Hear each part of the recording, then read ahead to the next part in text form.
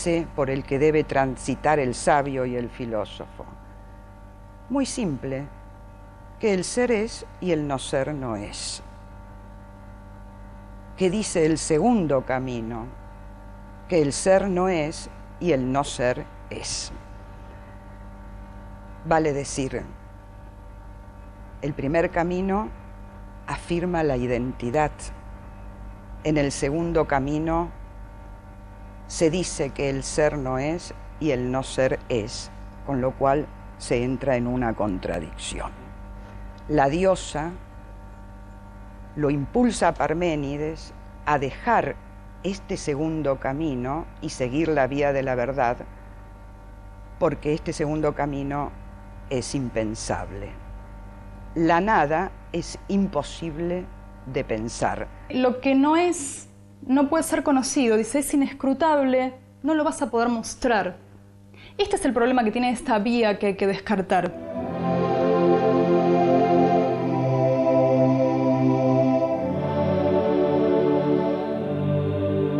El no ser, o sea, la nada, no puede decirse ni pensarse. Negar el ser es imposible. La nada es imposible. Solo hay ser. Lo que Parménides viene a decir es que lo que no existe no es real y viceversa. La primera parte del fragmento 8 es la que le ha valido a Parménides la fama de ser el primer filósofo que argumentó con rigurosidad lógica. ¿Qué nos dice en esa primera parte? Nos dice que si aceptamos como premisas el hecho absoluto de ser y la imposibilidad del no ser, el ser necesariamente tiene que ser inengendrado, incorruptible, inmóvil, completo, homogéneo, total, único, continuo. Parménides con total rigurosidad deduce estos caracteres del ser.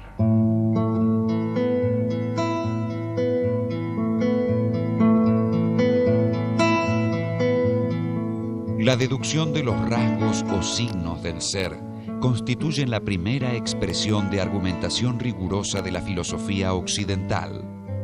Parménides establece que el ser es inengendrado porque, en caso contrario, debería nacer de algo diferente de él.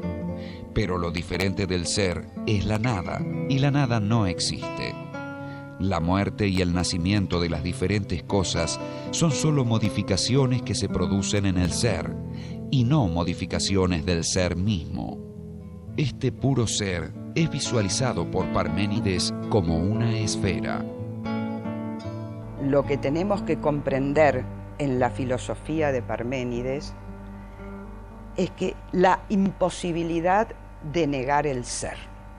Ahora bien, esto que parece un galimatías, tendríamos que tratar de explicarlo mejor. ¿Qué entiende Parménides por ser? ¿A qué llama ser? Parménides está usando el término ser, el verbo ser y el participio del verbo ser en griego en sentido fuerte. Es o ser significa hay, existe, he aquí cosas. Hay cosas, hay realidad. Ser, realidad, son términos equivalentes. Lo que Parménides quiere decir es que es imposible negar la realidad, porque la nada no existe.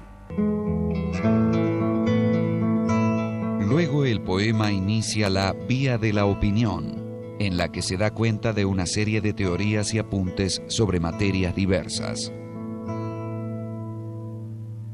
Parménides coloca una tercera parte que es la que conservamos en peor estado. Realmente está en un estado lamentable de conservación. Son muy pocos fragmentos.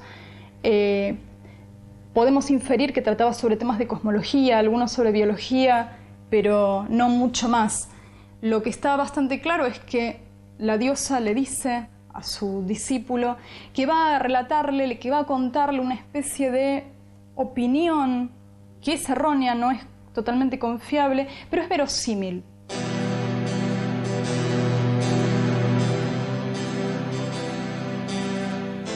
La última parte del poema no se atiene al pensar del ser.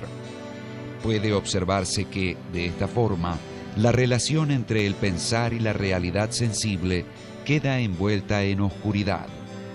Y esta oscuridad es precisamente lo que acerca la figura de Heráclito a la de Parménides.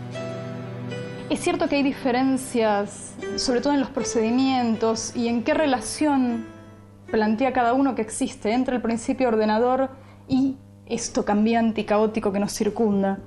En el caso de Heráclito parecen estar mucho más juntos, tener una relación mucho más cercana, que en el caso de Parménides, donde la decisión es mucho más fuerte.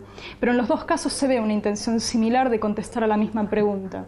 Esto hace que en la tradición posterior los dos filósofos sean absolutamente imprescindibles.